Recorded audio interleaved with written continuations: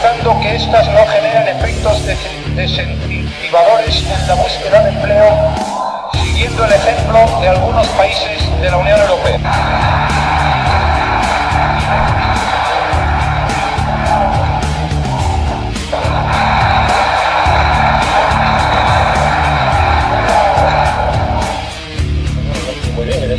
El mensaje que pretende lanzar Luis Bárcenas está bastante claro. La caja del Partido Popular, no son los papeles de Bárcenas.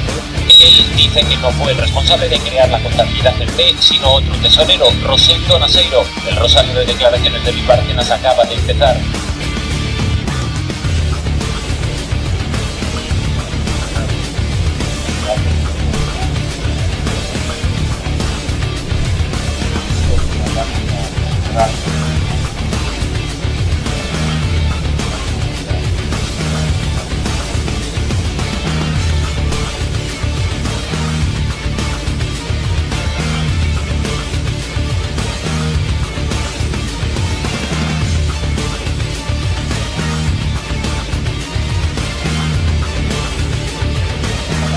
La colaboración, muchos comentarios que nos hemos levantar,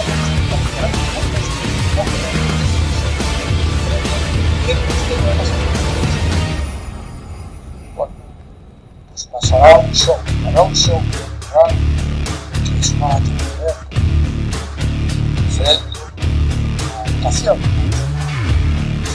una farsa hacia la democracia.